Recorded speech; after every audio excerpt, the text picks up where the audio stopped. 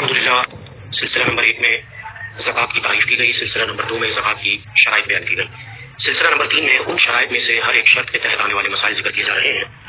پہلی شرط بیان کی گئی تھی مسلمان ہونا، تو زکوٰۃ کے واجب ہونے کے لیے مسلمان ہونا شرط ہے، کافر پر زکوٰۃ واجب نہیں، یعنی اگر کوئی کافر مسلمان ہوا تو اسے یہ حکم نہیں دیا جائے گا کہ وہ زمانہ کفر کی زکوٰۃ ادا کرے۔ یعنی اس کو یوں سمجھ لیں کہ ایک شخص کی عمر 40 سال ہے، 40 سال تک وہ کفر میں رہا، اس کے بعد وہ کلمہ پڑھ کے مسلمان ہوا، اللہ نے ایمان کی دولت دی، تو اب اسے یہ حکم نہیں دیا جائے گا کہ آپ نے جو 40 سال تک حالت کفر میں آپ رہے، آپ صاحب نصاب تھے، تو آپ ان سالوں کی بھی زکوٰۃ تھے، کیونکہ اس وقت وہ حالت کفر میں تھے اور کافر پر زکوٰۃ واجب نہیں ہوتی۔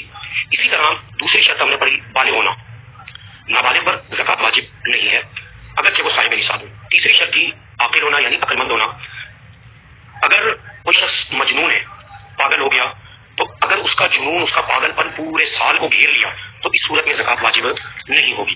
اور اگر جس پر غشی طاری ہوئی، بے ہوشی طاری ہوئی، صاحب نصاب بھی ہے، دیگر شرائط پائی جا رہی ہے، لیکن یہ غشی سال بھر رہی تو اس صورت میں تب بھی زکوٰۃ واجب ہوگی۔ صرف پورا سال بھر اگر حالت جنون میں رہے تو زکوٰۃ واجب نہیں ہے، لیکن سال بھر اگر بے ہوشی کی یا غشی کی حالت میں رہے تو اس صورت میں دیگر تمام شرائط پائی جاتی ہوں تو زکوٰۃ واجب رہے گی۔ اللہ تعالیٰ ہمیں عمل کی توفیق عطا فرمائے۔ انشاءاللہ سلسلہ نمبر 4 میں چوتھی، پانچویں اور چھٹی شرائط کے تحت آنے والے مسائل ذکر کیے جائیں گے۔ السلام علیکم ورحمۃ اللہ وبرکاتہ۔